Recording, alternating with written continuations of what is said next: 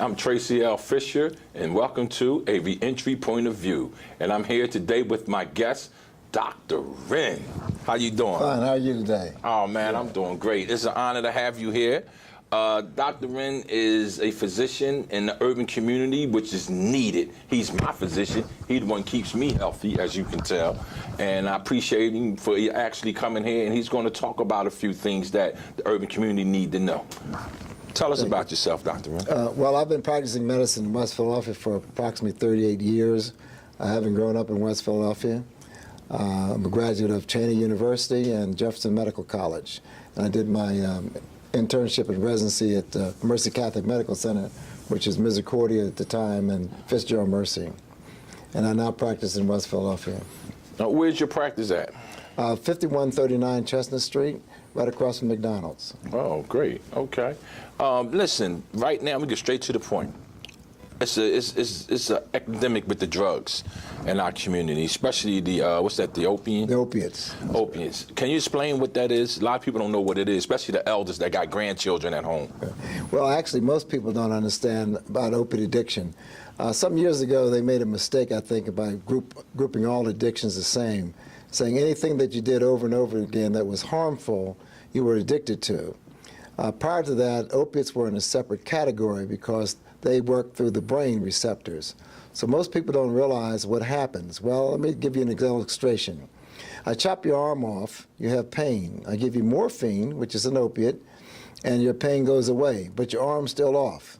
What happened? Where did it work? Well, it works in your brain. Your perception of pain is gone, although the organ that caused the pain is off. So what happens is a person goes to the doctor, has surgery. As a lot of people know, they put them on a morphine drip. You can press a button and get more to cover your pain. When you leave the hospital, the person will give you something like a Percocet, and you'll take that and you'll go home. And the majority of the people go home, the pain goes away, and they stop taking the medication. However, there's another group that somehow this causes another problem. And what is that problem? Well, every medication has to be eliminated from your body. And your opiates are eliminated by a process going through your liver. So the opiates attached to your receptors, we call them mu receptors and kappa receptors. And these receptors not only found in the brain, but they're found in the gut, they're found in the spinal column. So if you ever know about anybody going through withdrawal, they get diarrhea.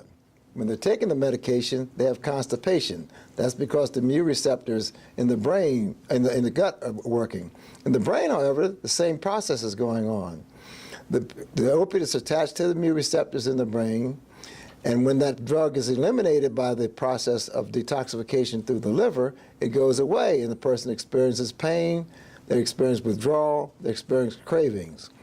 Pretty soon, you're not able to put enough opiate on the mu receptors because the liver has gotten very smart and is getting rid of that opiate very rapidly, and now you're addicted.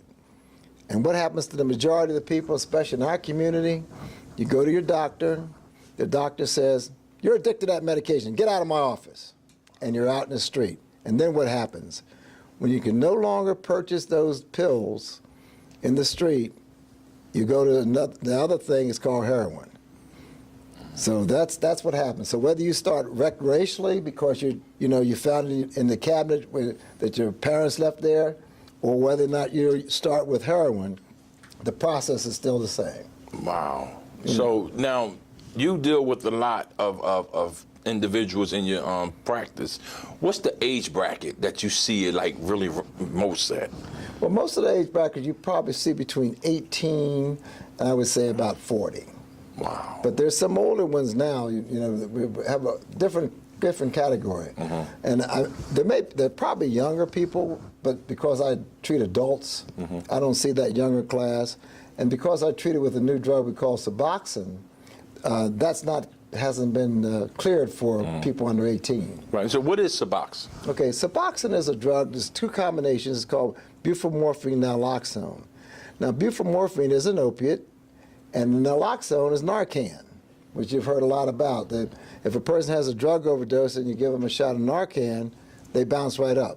And if you've ever treated this, it's really interesting because they wake right up, and of course, they're they're a little mad at you because you just messed up their heroin and they just paid for it, and they're ready to leave. Wow. But the Narcan's not going to last forever.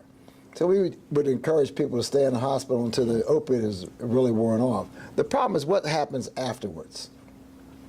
That person still has an addiction problem, right, and they're going to walk out the hospital door or the doctor's office. What do you have to offer them? Right. Well, unfortunately, the first thing that came into being was methadone. And I'm going to tell you this, methadone, they need to close down all the methadone clinics.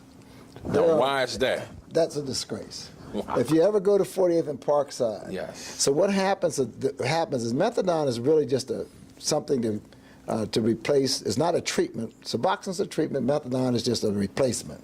Wow. And what happens is that even the methadone people know that if I take an opiate, they're going to raise my dose of methadone, and that just makes them higher. In determined street, they call them liquid handcuffs. Why? You have to go there every day. The penalty they have when they do something they're not supposed to is they raise the dose of methadone, and they have to come every day. They don't get anything to take home. Wow. Okay, Suboxone is an office-based treatment. It's a pill or in a film form. It's absorbed through the tongue. We call it sublingual absorption. Okay, just like nitroglycerin for those people who know how nitroglycerin works. Okay, and it goes right to the bloodstream and goes to the brain. It covers that receptor. All right, it stays on the receptor about 36 hours, so it keeps the person from having relapses, keeps the person from craving, and because it has the naloxone in it, you can't use other opiates. And the other uniqueness about this drug, it has a ceiling effect. You can't just, you take it, doesn't make any difference because right, once it saturates, that's it. So it's not habit forming. It's not habit. Well, no. Remember, it has an opiate in it. Right. So it has the same. It has to have the opiate in order to cover the receptor. Okay. And that's probably where we need a new design. We do need a drug that doesn't have the opiate. Right. The habit forming part. Habit forming, I like to think, habit forming is a layman's term. I call that addiction. Now, I'm going to make a lot of people in the audience upset. Do you? Nicotine acts the same way the opiate acts. Nicotine is addicting. So it attaches to nicotinic receptors in your brain and other parts of your body. As a matter of fact, if you take the nicotine in one cigarette and put it in liquid form and injected it, you'd die because it would paralyze all of your muscles. Wow. And you wouldn't be able to breathe. So so when you don't have your cigarette, you start feeling jittery. That's the withdrawal. Okay? You crave for that cigarette. And then when you smoke that cigarette and take a couple puffs, you feel good again. Same thing for the person who's addicted to heroin or an opiate. They feel funny, they get fidgety, they start to sweat, the nose starts to run, they start getting some pain in the back, they get diarrhea. Time they take that opiate again, everything is fine. Wow. And I notice in our community, right, because I deal with a lot of the youth, and they put a lot of stuff inside they marijuana that they smoke, like call it wet and all this other stuff, and then they take Percocets and stuff like it's recreational, like it's a fad, you know. What you think of that? Right. And the other thing they do is Xanax. It's another. Yes. They take Xanax and they'll mix it with Finnegan with codeine, promethazine with codeine. They call that the purple cocktail. And they'll drink that, and that's something else that gives them this buzz. And it's unfortunate, but because what? It's like you're starting there, but you're going to end up over here. And you know, because pretty soon it's not going to be enough, right, and you don't know why, but your brain is now in control. I like to tell people there is no cure. The worst thing for people to think is you can go take the light switch, I'm going to turn it on, turn it off. There's no cure.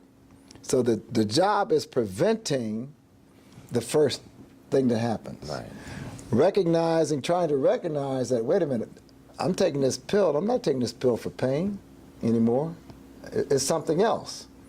And then seeking some help with someone who really knows what they're doing. Right. Because the most important thing is to seek help from a physician who understands what the problem is and is interested in your welfare.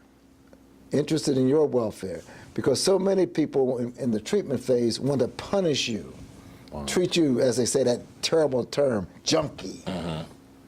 Like you're something other than a human being. Right. And I think it's important that we recognize it's a chronic disease. You're going to have to be treated just like diabetes and high blood pressure forever, and recognize that it's okay, you know, because so many people say, if you're taking something, then there's something wrong with you. No, you recognize you have a problem, you're taking something that's going to help you. That's the first step toward treatment. And remember, with Suboxone, I have people that have gone back to college. Yes. They're working on advanced degrees. They've gotten their families back. They're able to hold a job. You know, it doesn't make you high. You know, But why Suboxone isn't that popular then?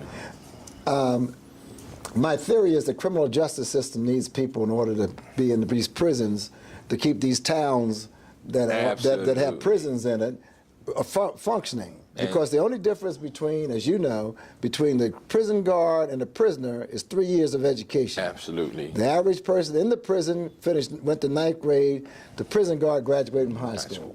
Absolutely, and this is a reentry program, and I'm glad you led into that, because a lot of individuals come home from being incarcerated. They couldn't cope while they was in there, so they was on medication. Right. And they was getting medication every day, sick call. Once you're released, they give you a 30 days worth of medication, but then you're on your own. Right. So now they back into society. Now they flooding your office with all kinds of schemes and plots and scams to try to continue their addiction. How do you feel about that? And that's true. And what happened, and that's true, because no one's really concerned about this person that comes home.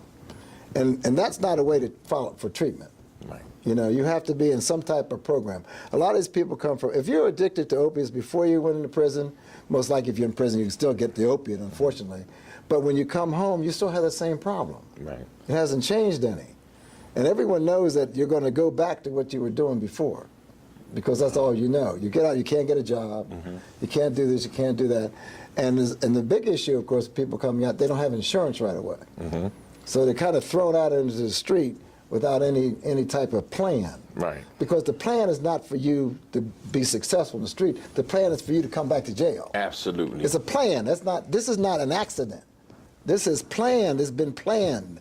And they know when you're in the 4th grade, well, this is my future prisoner. Absolutely. Who's going to feed the system. This is a plan. Wow, you just you summed up reentry. I've been trying to teach this for so long, since I've been home. I was teaching them while I was incarcerated, but since I've been home for 5 years, I've been trying to get everybody to understand that people say the system is broke. No, it's not. No. It's operating the way it was functioned to do. Exactly. So, no, we're broke. We got to fix ourselves mentally on this is a plan. We falling victim to this plan. We falling into this trap. And when we get into this trap, now, like I say this, jail is the only place I ever went to in my life and got a job and never had to fill out an application. They already got one for you there. So when anytime the government is willing to spend $42,000 a year on you, $42,000 a year, and you can't even get $10,000 from them to go to school. Yeah. Because they'll pay for you to be incarcerated and on their designer drugs. Right. So when they come home, now they on your doorstep, hoping you take care of them the way the prison took care of them. Yeah. And you know, the interesting thing about it, the majority of the black youth that are in jail because of drugs. The second reason is robbery, which is associated with the first. You know, so in a paper I wrote, opiate addiction, understanding opiate addiction, the pathophysiology of chronic disease, I put in there that we need to legalize drugs. Now, people jump up and down, especially politicians, they don't, so forth and so on, but let's face it, how do you approach a problem that's illegal? Why would a person come to my office if they're worried about being incarcerated? Wow. So if you make it legal, then we can approach more of the prevention phase, right? But our problem that we really have in our society is we didn't train these people for any jobs. If we don't train you for jobs, what do you do to make a living? Drive it still. Yeah, that's right. You're absolutely right. And on that note, I want to thank Dr. Wrenn for coming. I'm Tracey L. Fisher. This is a reentry point of view. Please tell them how they can get in contact with you, because most of them come home, never even had a personal physician. Never. Right. And this is what we're looking for now. Our men and women that come home now, we're looking to get back into society and be productive. So we do need a personal physician to deal with us. Okay. As I mentioned before, my office is at 5139 Chestnut Street. My phone number, 215-748-4241. That's 215-748-4241. And thank you. Thank you.